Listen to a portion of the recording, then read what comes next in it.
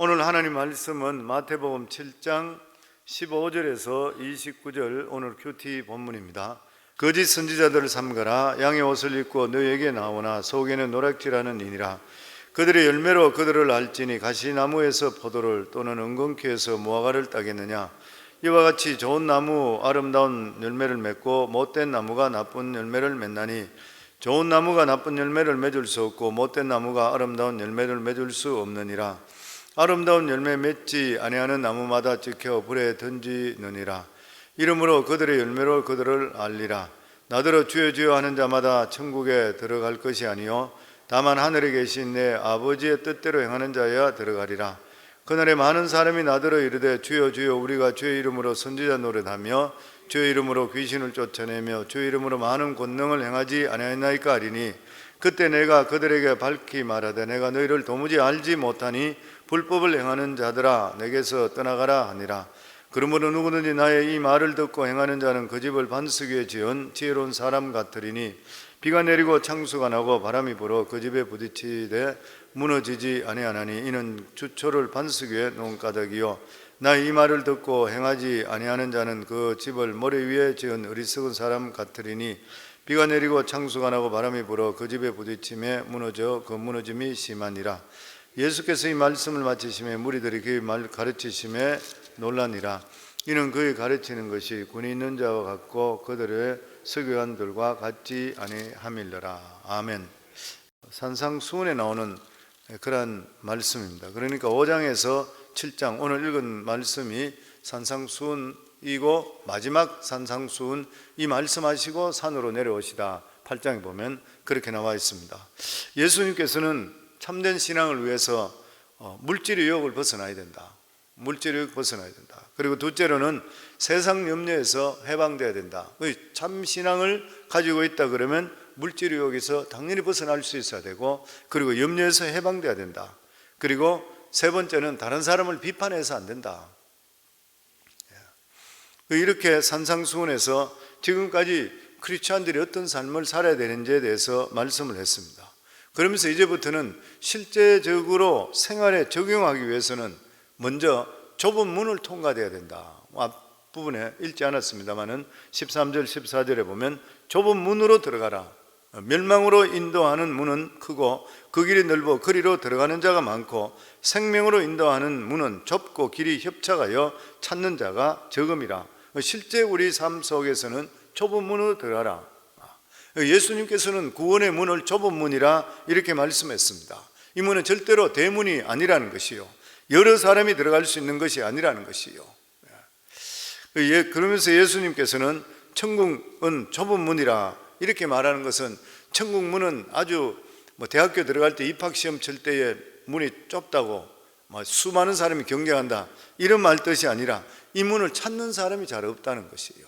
찾는 사람이 없는 것이라. 왜 찾는 사람이 없는 것이요? 좁은 문이기 때문에 그 문이 굉장히 협착합니다. 그 길 자체가 고통스럽기 때문인 것이요.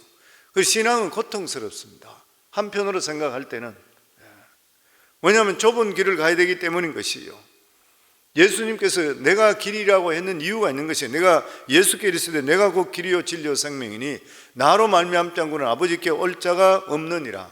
사람들이 기독교를 좋아하지 않고 또 미워하고 이렇게 이야기하는 그 이유가 뭐냐면은 오직 예수만 믿어야 구원되는 것이라. 딴 길은 없는 것이라. 이것을 보고 복음의 편협성이라고 그래요. 복음의 편협성. 복음은 너무나도 편협합니다. 다른 가능성이 일체 없는 것이요. 이 길로도 가고 저 길로 갈 수 있는 종교다운주의는 있을 수가 없는 일인 것이요. 누구든지 진정한 그리스도인이 되려 그러면 한 번은 자기의 죄를 가지고 하나님 앞에 나가야 돼요. 그리고 하나님과 나 관계 속에서 이 죄가 내 자신은 절대로 해결할 수 없음을 믿고 예수 그리스도의 보혈의 공로 아니면은 내가 주님께 갈 수 없다는 걸 자기가 깨닫고 완전하게 자기 자신을 내려놓을 수가 있어야 되는 것이에요. 그래서 좁은 문을 들어가려고 그러면은 먼저 자기 자신을 포기해야 됩니다. 우리 인생에 가장 힘든 게 뭐예요? 날 못 포기해요. 우리 자신을 잘 못 내려놓는 것이에요. 우리가 눈에 보이는 것, 내가 쾌락, 즐기는 것 이런 것 내려놓는 것, 명예 이런 것들, 그리고 남이 칭찬해 주는 것, 이런 거 발에서 이야기하고 행동하는 것, 이거 내려놓는 거 보통 힘든 일이 아닌 것이에요. 근데 예수님은 나를 따르거든 날마다 자기를 부인하고 십자가를 져야 된다고 그랬어요. 자기 자신 포기인 것이에요. 뿐만 아니라 자신이 가장 아끼고 사랑하는 것까지도 포기할 수 있어야 됩니다. 이 결코 쉬운 일이 아닌 것이에요. 세상에 대한 미련, 물질에 대한 그런 미련, 삶에 대한 미련, 우리가 세상을 떠날 때는 다 두고 가는 것이잖아요. 그런데 이런 것들을 내려놔야 되는 것이에요. 그 예수 그리스도 주시는 이러한 말씀, 성경에 나오는 말씀은 들을 때는 너무 좋습니다. 자, 기가 막힌 말씀이구나. 근데 막상 이 말씀을 내가 자신에게 적용해서 살려고 하면 보통 괴로움이 아닌 것이에요. 어려운 일. 왜냐하면 우리는 죄성을 가지고 있기 때문에 반대돼요. 우리 자신을 쳐서 복종하지 않으면 말씀대로 못 삽니다.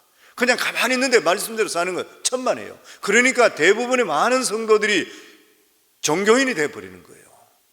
이게 나 자신과 직접적으로 대면하고 끊임없이 싸워야 되는데도 불구하고 적당히 타협해서 그냥 살아버리는 것이에요. 그렇게 되면 어떻게 돼요? 능력이 나타나지 않아요. 껍질 신앙밖에 될 수가 없는 것이에요. 그래서 어쩌면 우리는 우리의 능력과 힘으로서는 좁은 길을 갈 수 없는지 모릅니다. 성령의 도움이 없이는 우리는 올바른 신앙생활 절대 할 수가 없는 것이에요. 그렇기 때문에 성도님들 모두 다가 성령 하나님을 더욱더 의지할 수 있기를 주의 이름으로 축원합니다. 우리 능력으로서는 신앙생활 잘 못해요. 끊임없이 도움을 받아야 되는 것이에요. 그러면서 오늘 읽은 말씀에 보면은 피해야 될 것이 있다 그랬습니다. 피해야 될 것이 있다. 15절 말씀에 보면 거짓 선지자를 삼가라. 양의 옷을 입고 너에게 나오나 속에는 노략질한 이니라. 예수님께서 말씀하신 이 뜻을 우리가 이해할 수 있어야 돼요. 참된 신앙이라는 것이 뭐냐면은 참된 것을 받아들이는 것도 중요하지만 아닌 것은 절대로 받아들여서 안 돼요. 아닌 것은 절대로 거짓된 것은 절대적으로 거부해야 되는 것이에요. 신앙생활에서 하나님 말씀 잘 듣고 배우는 것도 중요하지만 거절하는 것도 중요한 것이에요. 별것 아니라 생각해서 잘못된 것을 받아들이게 되면 신앙적으로 실족해 버리는 것입니다. 그래서 얼마나 많은 사람들이 잘못된 이단에 빠져가지고 인생 다 망쳐버리는 이러한 경우들이 얼마나 많이 있는지를 모르는 것이에요. 그러면은 거짓 선지자를 어떻게 구별할 수 있는 것인가? 우리 16절입니다. 같이 읽습니다. 그의 열매로 그들을 알지니 가시나무에서 포도를 또는 은근키에서 무화과를 따겠느냐? 말이나 글이나 행동이 아니라 열매라. 이것은 거짓 선지자뿐만 아니라 우리들 크리스천에 주시는 똑같은 그런 말씀입니다. 우리 신앙생활에 어떤 열매를 맺히고 있습니까? 진실로 우리의 전도 열매가 맺히고 있습니까? 그리고 정말 사랑의 열매가 맺히고 있습니까? 우리 삶 속에서 자기 자신을 돌아봐야 되는 것이에요. 내 삶 속에 그냥 주여 주여 하는 것이 아니라 내 삶 속에 말씀에 대한 그런 열매가 실제적으로 맺히고 있는 것인가? 그러면 천국에는 누가 들어갈 것인데 21절에 말씀합니다. 같이 읽습니다. 나더러 주여 주여 하는 자마다 다 천국에 들어갈 것이 아니요 다만 하늘에 계신 내 아버지의 뜻대로 행하는 자여 들어가리니, 이 말은 마음이 없는 입술의 고백만으로서는 천국에 못 들어간다는 거예요. 나더러 주여 주여 하는 자가 어떤 자들이에요? 주여 주여 열정적으로 예수 잘 믿는 같이 보이는 이러한 사람, 주여 주여 하는 만큼 순종하는 삶이 없으면서 입으로 발린 말을 하는 사람, 내가 많이 알고 있지, 신앙생활을 오래 했지.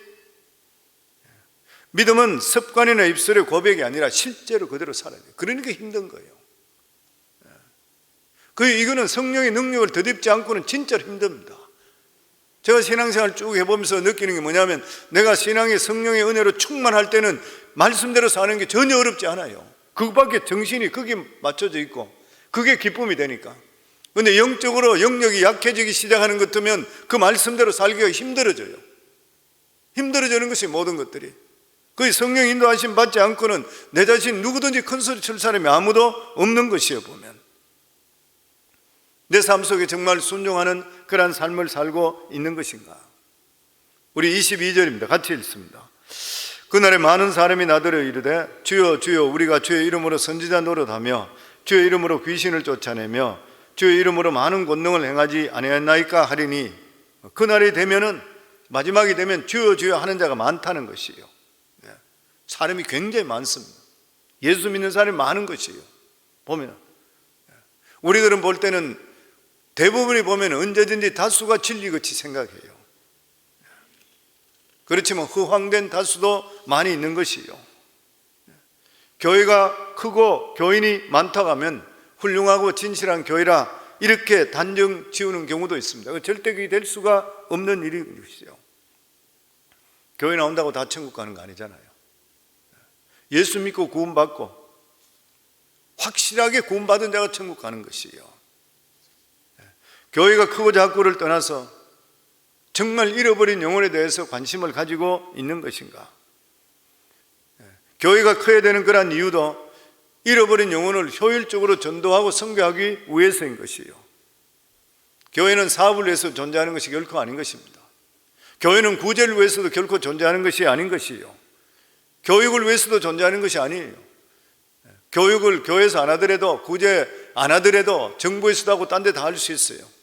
교회에서 오직 교회만 할 수 있는 게 뭐예요? 영혼 구원입니다. 이거보다 더 귀한 일이 어디에 있는 것이에요? 그래서 교회에서 가장 핵심이 뭐예요? 주님이 이 세상에 오신 이유가 뭐예요? 교육시키기 위해서, 구제하기 위해서? 아니에요. 그거는 부수적으로 따라가는 것이에요. 항상 주님께서 가장 원했었던 것, 그리고 예수 믿고 구원받고 우리의 천국과 지옥이 결정되는 영혼이잖아요. 이보다 더 귀한 것은 없는 것입니다. 그런데 여기 보면 주여 주여 하는 자들, 이 사람들이 무슨 일을 했냐면은 거짓 선지자 노릇했다고 그랬어요. 거짓 선지자가 무엇입니까? 예수님의 만사형통이라. 예수님은 무조건 잘 산다는 거예요. 예수님은 무조건 잘 된다는 것이에요. 무속신앙 같아요. 기복신앙인 것이죠. 이스라엘이 마지막에 유다가 망하기 직전에 예레미야 선지자가 그렇게 하나님께 다시 돌아오라, 그리고 바벨론에게 너희들을 붙였으니까 바벨론에 항복하라. 그런데도 불구하고 그 사람들이 그렇게 하지 않았어요. 그 안 했던 이유가 어디였어요? 거짓 선지자들 때문에 그래요. 그땐 이 예레미야 선지자뿐만 아니라 수많은 선지자들이 많았어요. 근데 이 선지자들이 모두 다가 예레미야 빼고는 모두 다가 자기들이 절대적으로 이기고 하나님께 우리와 함께 하신다는 거예요. 나중에 가서는 예레미야 선지자 앞에서 다른 선지자가 나왔으면 예레미야 선지자를 치면서까지 이야기하면서 내 하나님은 어디 갔느냐? 내 하나님은 이렇게 이야기했다, 말씀하셨다. 이 거짓 선지자들인 것이에요. 그러니까 삶들을 돌아보면서 회개하고 우리 삶을 돌아봐야 되는데 무조건 잘 될 것이다, 이렇게 이야기하는 그게 거짓 선지자인 것이에요. 교회도 마찬가지죠. 성도들 마음만 그냥 기쁘게 해주는 그게 어떻게 올바른 목회자가 될 수가 있는 것이에요, 보면. 그리고 이 거짓 선지자가 외치는 것이 주의 이름으로 귀신을 쫓아냈다 그랬습니다. 대단한 일인 것이죠. 그런데도 불구하고 하나님은 나는 너를 모른다. 주의 이름으로 능력을 행했다 그랬어요. 예수 이름으로 병도 고치고 안전병기도 일으키고 기적도 일으켰다는 것이에요. 실제로 우리 삶 속에 기적이 굉장히 중요합니다. 그렇지만 우리의 신앙생활은 기적이 전부가 되어서는 안 돼요. 예수가 전부가 되기를 주 이름으로 축원합니다. 복음이 전부가 되기를 주 이름으로 축원합니다. 말씀이 전부가 되기를 주 이름으로 축원합니다. 이들의 문제가 무엇인 것이요? 기적이 틀린 것도, 능력 나타낸 것 틀린 것도 아니고 말과 행동이 틀렸다는 것이에요. 말과 행동이 틀리는 것입니다. 얼마든지 말은 잘할 수 있어요. 설교도 잘할 수가 있어요. 설교 테크닉을 많이 배워서 여러 가지 잘할 수도 있어요, 보면. 그러나 하나님 중심적인 삶이 아니라 자기 중심적으로 사는 것 같으면 이거는 완전 거짓 선지자인 것이에요. 정말 그 사람에게 겸손이 있는가, 사랑이 있는 것인가? 사람은 속일 수 있지만 하나님은 절대 속일 수가 없는 것이에요. 하나님께서는 형식적이고 가식적인 것 정말 싫어하십니다. 이 세상에 하나님께 만든 것 중에서 인간 빼놓고는 다 정직하다고 그러죠. 이게 맞는 말씀이에요. 인간 빼고는 다 정직합니다. 자연은 절대로 속이지 않는다 그러죠. 그러니까 우리가 자연 속에 자꾸 가고 싶어요. 자연에 가 있으면 모든 게 내려놓고 너무 기분이 좋아. 왜 그래요? 자연은 정직하기 때문에 그렇습니다. 인간식으로 뒤에 가서 엉뚱한 소리하고 나쁜 소리하고 뒤통수 치고 앞에는 웃고 뒤에 가서는 가식 얼굴하고 이런 이중적인 삶을 살지 않는 것이에요, 보면. 이 모든 것들이 죄가 들어옴을 통해 이런 일이 일어나는 것이에요, 보면. 그러면 누가 천국에 들어갈 수 있는 것인가? 21절 말씀 다시 한번 같이 읽습니다. 나더러 주여 주여 하는 자마다 다 천국에 들어갈 것이 아니요 다만 하늘에 계신 내 아버지의 뜻대로 행하는 자. 계속 하나님 뜻대로 살아야 된대. 계속 말씀이 그렇습니다. 천국의 정의가 아니면 천국은 하나님의 뜻이 이루어지는 것이라. 다시 말하면 천국은 하나님 뜻대로 행하며 사는 하나님의 백성이 가는 곳이다, 그 말인 것이요. 착한 사람이 가는 것이 아닌 것이죠. 사람의 뜻으로 가는 것도 아닌 것이요. 부인이 예수 잘 믿는다고 따라가는 것도 결코 아닌 것이. 자동적으로 천국은 절대로 못 가는 것이요. 부탁해서 갈 수 있는 것도 가는 것이죠. 천국이라는 것은. 그럼 누가 천국에 가는 것이요? 하나님 뜻대로 행하는 자라 그랬습니다. 하나님 뜻대로 행하는 자가 무엇인 것이요? 하나님의 사람이 하나님 뜻대로 행하는 것이요. 마귀의 자식은 마귀의 행동을 하게 되어 있는 것입니다. 그렇기 때문에 우리가 천국 가기 위해서는 먼저 첫째로 하나님 자녀가 확실히 돼야 되는 것이요. 누가 하나님 자녀 되는 것이요? 요한복음 1장 12절에 보면 영접하는 자 곧 그 이름을 믿는 자들에게는 하나님의 자녀가 되는 권세를 주셨으니. 많은 사람들이 교회 다니고 있습니다. 근데 착각하지 말아야 되는 것이요. 교회 다닌다고 다 구원받은 것은 결코 아닌 것이요.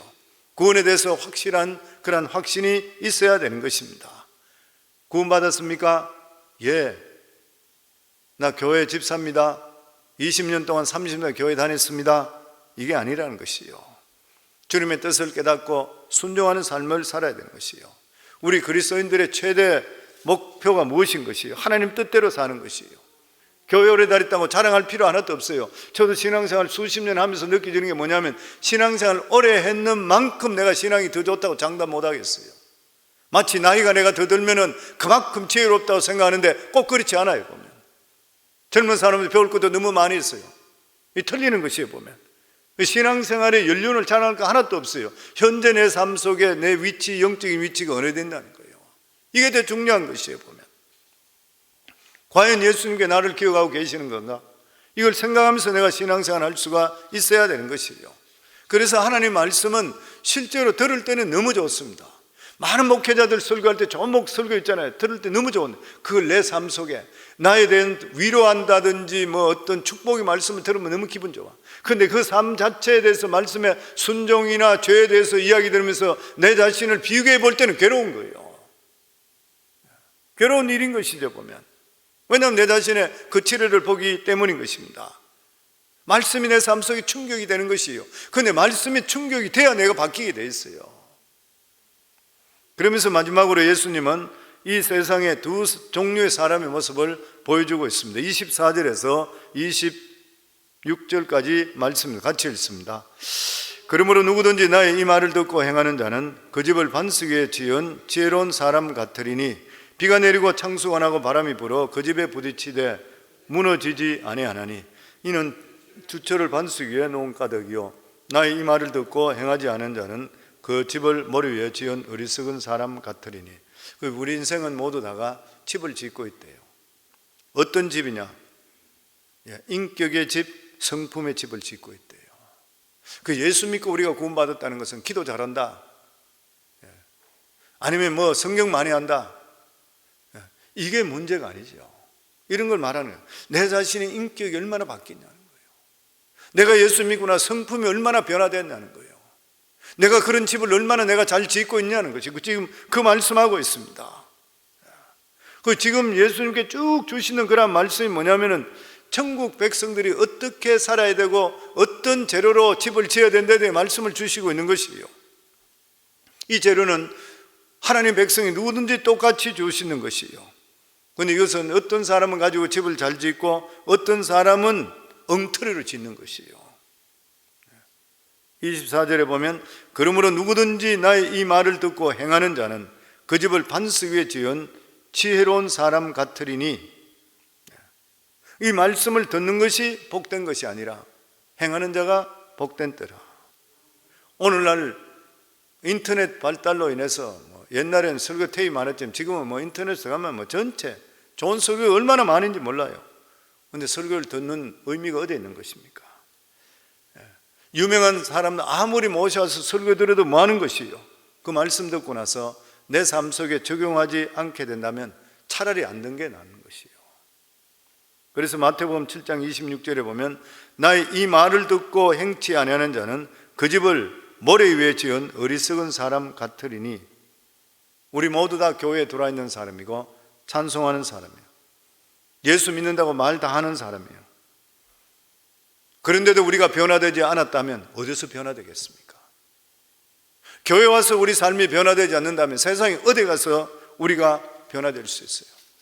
우리가 교회 안에서 서로 격려하고 서로 사랑하고 서로 이해하고 하나님 뜻 가운데 살지 않으면서 세상에 어디 가서 이걸 찾을 수 있겠습니까?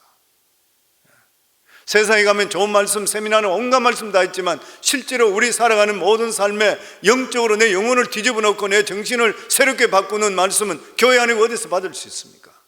교회에서 사람이 바뀌지 않으면 어디서 바뀔 수 있는 것이에요. 그래서 교회에서 변화받는 만큼 더 중요한 것은 이런 사람을 복을 주셔요. 하나님께서는. 우리들은 과연 어떻습니까? 오랫동안 신앙생활을 했는데 내가 정말 변화받았는 것인가요? 내가 예수 믿고 나서 인격의 집을 지금 짓고 있는 것인가요? 하나님께서 원하시는 성품의 집을 내가 얼마나 지어졌는 것인가요?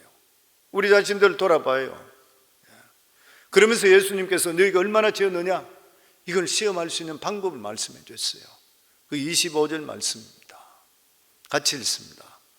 비가 내리고 창수가 나고 바람이 불어 그 집에 부딪히되 무너지지 아니하나니 이는 주초를 반석 위에 놓은 가닥이요.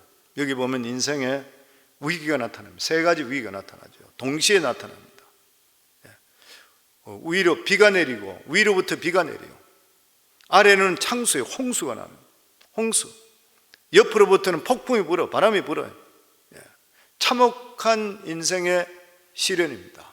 이럴 때 당신의 신앙 주소가 어디냐는 거예요. 지금 그 말씀하고 있습니다.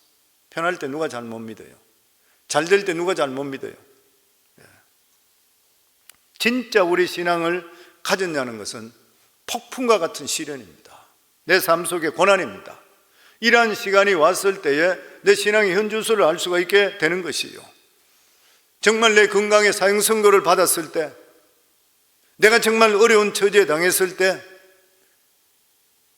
기대했던 친구한테 배반을 받았을 때, 그 아픔, 잘 나가던 사업이 망해버렸을 때, 자녀가 돌발적인 사건으로 인해서 문제를 일으키거나 혹시나 목숨까지도 빼앗아가 버렸을 때, 죽었을 때, 전혀 예기치 못했던 죽을 병에 걸렸을 때, 내가 생각하지 못했던 그런 일을 내 삶 속에 당했을 때, 내가 그동안 축복이라고 생각했던 모든 것들이 내 손에서 하나하나 빼앗기기 시작하면서 사라지기 시작할 때, 내가 어떤 신앙을 가졌냐가 내 인생의 믿음에 결정되게 되어 있다고 하는 것이에요.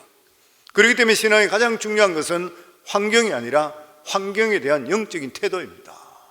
이것을 우리가 당하기 전까지 절대로 함부로 말할 수가 없는 것이에요. 우리 삶에는 좋은 날도 만날 수 있고 나쁜 날도 만날 수가 있는 것입니다. 그럼에도 불구하고 하나님을 생각하고 내 마음속에 평강을 잃지 않고 평화를 잃지 않는 것이 올바른 신앙인의 태도인 것이요. 이게 우리가 추구해야 될 그런 일인 것입니다. 이렇게 예수님께서 말씀을 하시게 됐을 때에 28절에 보면 예수님 말씀을 듣던 이 말씀을 마치시면 무리들이 그 가르침에 놀라니라. 깜짝 놀란 사람. 서기관들이나 율법사들의 이야기를 그리 많이 들었을 때도 자기들은 그냥 그 말씀만 그냥 받고 별로 못 느꼈는데 예수님께서 하신 이 말씀을 들으면서 깜짝 놀랍니다. 너무 놀랐습니다. 충격을 받았어요. 놀람이 아니라 충격을 받았던 것이요. 왜냐하면 예전에 이런 말씀을 한 번도 들어본 적이 없던 말씀인 것입니다. 좁은 문으로 들어가라. 거짓 선지자를 삼가라. 열매로 그 사람을 안다. 주여 주여 하는 자마다 천국에 가는 것이 아니라 아버지 뜻대로 행하는 자라야 된다.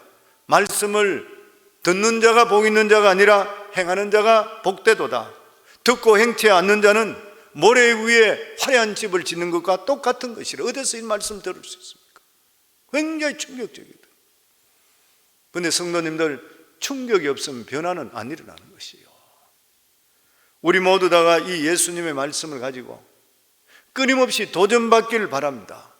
끊임없이 충격을 받기를 주의 이름으로 축원합니다. 그래야지 우리가 살게 되고 우리가 변화되게 되어 있는 것이고, 그래야지 하나님 뜻 가운데 살아갈 수 있게 되는 일인 것이요.